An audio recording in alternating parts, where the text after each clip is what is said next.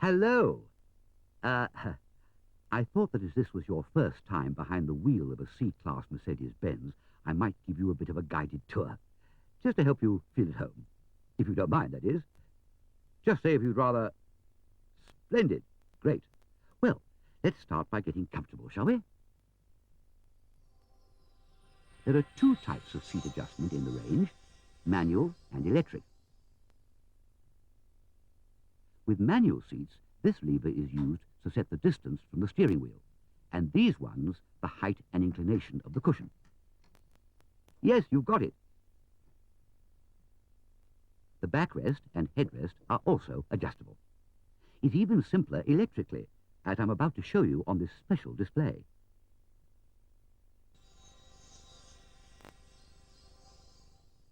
Switches on the front doors are arranged to look like the seats.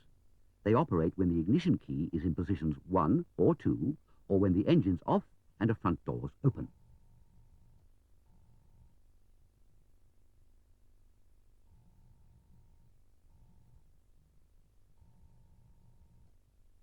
While we're on the subject, I should just mention that some models have folding rear seats, either or both of which will fold down to create more luggage room.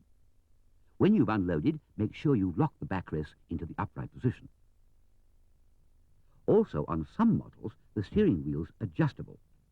Push this lever until it engages, and then maneuver the wheel until it's in a comfortable position. Push the lever down and lock it. You should only do this when the car's stationary, of course. Right, now back to your model. Tucked away in the steering wheel is the driver's airbag. It's a standard feature on all models, and in a collision, it could be a lifesaver. Now, being a Mercedes, I've got a very efficient heating and ventilation system as standard, and air conditioning and automatic climate control are available as options. Ventilation is controlled by thumb wheels and swiveled vents, which provide fresh and warm air to the front and rear compartments. You even have separate control of the temperature on each side of the car. Temperature selection is also made with thumb wheels, while airflow is controlled using this 4-speed fan. This directs air to different combinations of the windscreen, air vents, and footwells. Models fitted with a dust filter, which incidentally is fine enough to keep out pollen, also have a switch to recirculate air.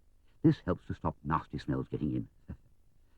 Now, if I could have a little music, I'll take you on a quick tour of some of my other features.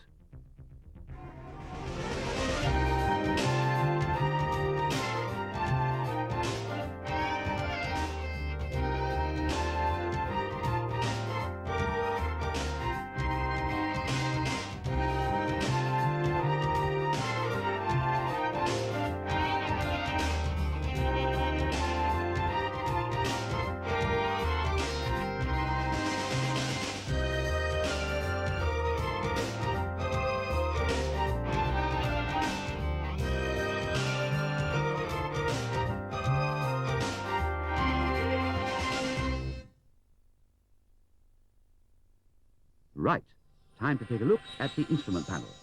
Most of it will be obvious. The rev counter, speedometer, mileometer, and trip recorder. It's set using this knob, which also adjusts the instrument lighting.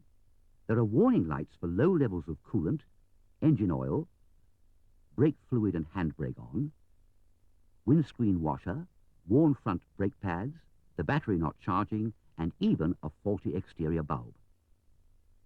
Faults in the airbag, traction control system, and anti-lock braking system are also shown up by warning lights, which go out when the engine's running.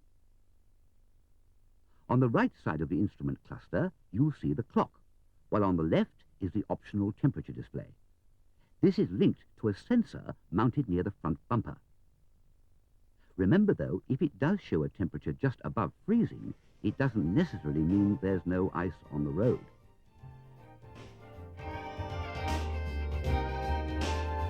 If you're driving in a hot climate or in a mountainous area and find the temperature gauge creeping up to the red mark, don't worry. This is perfectly normal in conditions like this. But if the fuel light comes on when the engine's running, you're on reserve and should look for a filling station.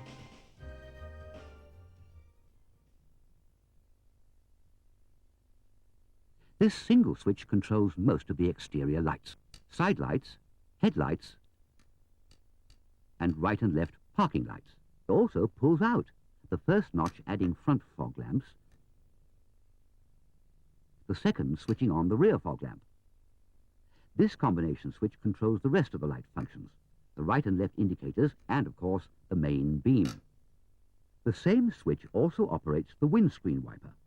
For a single sweep with the windscreen and headlamp washers, push it beyond the pressure point. For an intermittent, normal or fast wipe, just twist the switch to the appropriate setting. You may be wondering about all the keys you've been given. The master key fits all the locks. So too does this flat key, which you're supposed to tuck away in a safe place, a wallet or purse perhaps, in case of emergency. This secondary key only fits the doors and steering lock, which means you can keep items locked away in the luggage compartment or glove box. We also have an optional infrared remote control. This has a beam that locks and unlocks the doors and boot from up to 6 meters away. Just aim the transmitter at the boot lid or the receiver in the door handle, where you'll notice there's no conventional lock. The remote control unit also has a fold-away master key, which lets you open the passenger door. Comfort locking is another useful feature.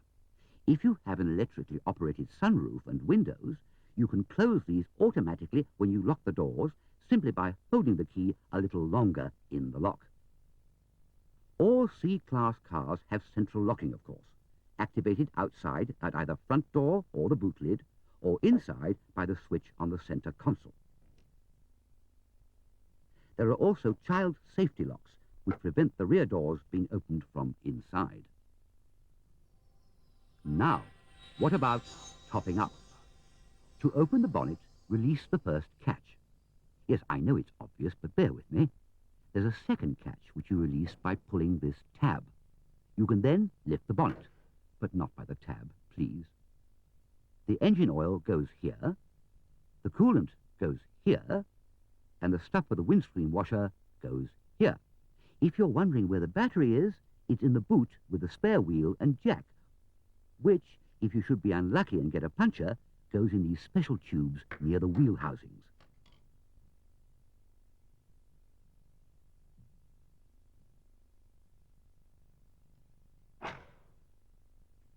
Tires should be checked regularly, and the correct pressures can be found under the filler flap. While we're in this area, let's have a back-to-front look at another load of C-class features.